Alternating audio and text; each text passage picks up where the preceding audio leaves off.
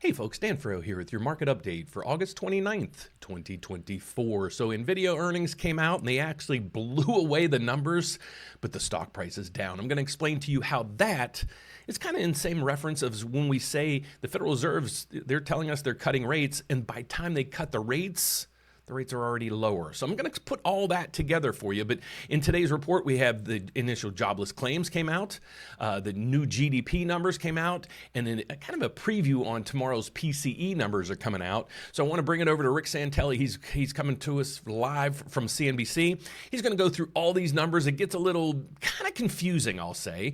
But when he comes back, I'm going to tie all this together for you so you can easily understand this and maybe kind of get a precursor where the market direction is going to go for it today. So without further ado, let's get over to Rick so he can explain to us all the major numbers that just hit the wire. So take it away, Rick. Hey, Rick. Yes, good morning, Becky. Initial jobless claims, continuing claims hitting the wire. 12 weeks in a row above 1.8 million. We'll do continuing claims first. 1,868,000, very close to expectations. Last week was subtly revised from 1.863 million to 1.855. As I said, 12 consecutive weeks. Initial claims, 231,000, very close to expectations, and that is 2,000 less than a slightly revised 233,000. And if you continue to monitor these claims, it's been a while.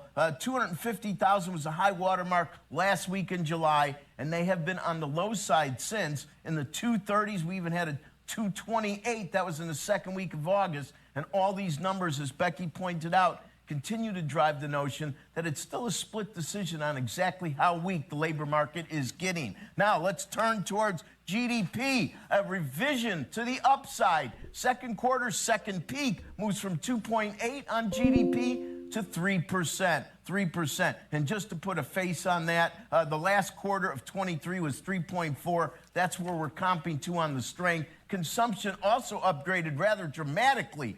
2.9% versus 2.3. 2.9 also comps the last quarter of 23 when it was 3.3. Price index moves up as well to 2.5 from 2.3, and that comps to the first quarter of this year when it was 3.1%. And finally, if we look at the core PCE index quarter over quarter, it's the only metric here that came in on the light side. 2.8 versus 2.9, and of course the recent high watermark was 3.7 in the first quarter of this year. You see yields moving up on this data, whether it was initial claims or the rather strong revisions on the GDP, and I do point out the price index moved up, core didn't, but it's still much closer to 3%. Okay, so that's basically, then he goes into the equities and things like that. So that's what he's talking about. So let's get over and kind of dive into these numbers on our our economic calendar. So continued jobless claims, what he was saying right through here. Let me put my cheaters on. We'll just kind of summarize through here because he already gave you the numbers. Initial continued claims went from 1.85 million to 1.86 million. Basically right in line there. We have the core PCE, he said was previously 3.7, it's down to 2.8, a huge drop right there. GDP is up from 1.4 to 3. Okay, GDP pricing index right basically from 3.1 to 2.5. Trades, he's saying we're buying more exports than we are exporting. So that's that part of it. Initial jobless claims, again, right in line with expectations. Retail inventory ex autos, right in line with expectations. Now here's where the wheels fall off. Pending home sales down 5% from up 5%. So a huge move from there. Will it continue? Well, I think it's not going to continue. We've been getting very, very, very busy, and the reason why is rates are coming down. Okay, so this is basically telling me I think we're going to have a soft landing pulled off by the Federal Reserve. So let's kind of dive into these numbers a little bit. Let's go over to first thing we see. U.S. economy grew at 3%. Okay, a recession is when you have a negative number in the GDP for 2 or 3 consecutive quarters, however they deem that anymore, because they keep changing, the definition of that. But if we're at 3%, we're far away from a negative. Okay, so that's number one. Next thing is the Fed will focus on the employment numbers because they said at Jackson Hole, inflation's coming in line, and they probably have more data than we do, but it's now the jobs numbers that we're looking at. So if we want to take a kind of a deep dive into the jobs reports, this is right through here, the Labor Department. All right, so down through here, This is all employees right through here. And this is how many employees were hired. Okay, so recently we had 216,108, and everybody's saying that's really, really, really bad. But if you go back through, look at the 216. You go through here, it's lower there, same there, lower there, lower there. So is it, these weren't years where we were in, huge recessions or anything of that sort. In January or March, we had 310. You can go back through there. That's kind of in line other than a couple different blips through here. This is because of COVID. Look through here, 220. This is 20,000 people lost their jobs. And then they kind of came back gradually throughout this equation right through here. So the jobs numbers are, I'm going to say they're not that bad. Okay, that's that part of it. Now, here's a learning lesson or a teaching lesson for you. NVIDIA came out yesterday, and I'll show you their earnings in a second, but the stock is down right now. Let me see if I can refresh this. I don't know if it's live. Let's see.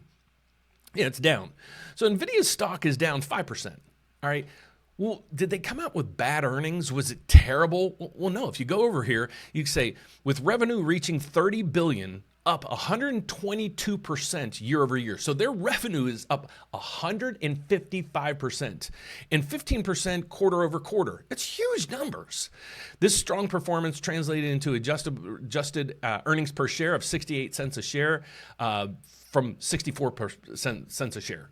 Why is the stock down? It's right there here. The answer to the question we have, look at NVIDIA's corporate outlook, the outlook. Okay, so what I want to explain to you guys is how all this is transposing into mortgages and so forth. So what's been happening is we've been getting all this news that the Federal Reserve is going to cut.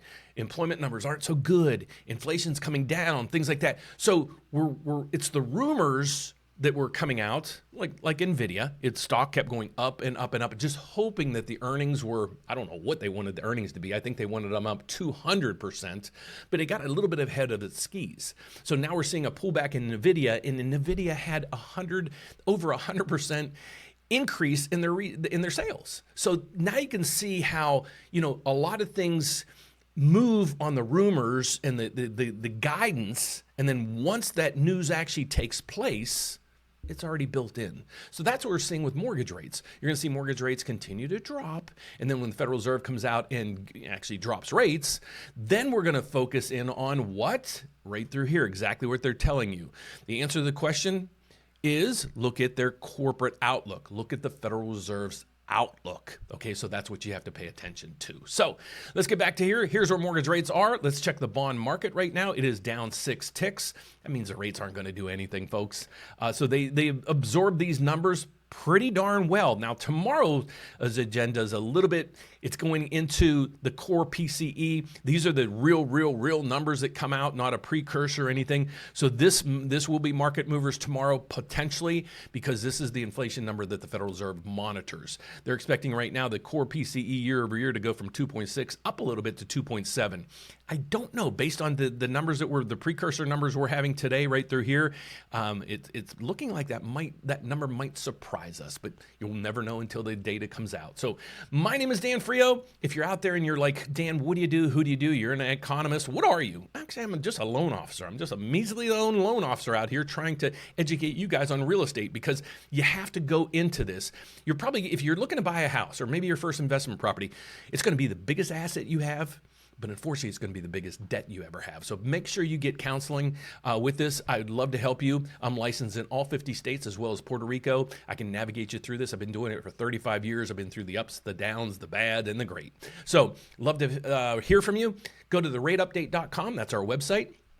Right through here is all the information you're going to need. If you're looking to buy a house, I'll give you just a little bit of a hint. Right up through here is a grant finder. You can go there. You can find grants throughout the whole country and also within the Chicagoland area. The nice thing about these, there's no lien on your property. The Chicago grant does have a lien on your property for 5 years, but if you don't refinance or pay it off in that time, it's forgiven. So check out those grants. But if you want to get the ball rolling, you can hit the Apply Now button, or you could scroll over to the side and you can give us a call. What's that number? Right through here, 844-775-5626. Or you can reach me at dan@therateupdate.com. And yes, that's me. And I will be answering your phone calls and your emails. So thanks so much for reaching out, folks. Look forward to hearing from you. And I will be back at the closing bell to see how all this transpired and ended for the day. Thanks so much for watching. God bless. See you later. Bye-bye.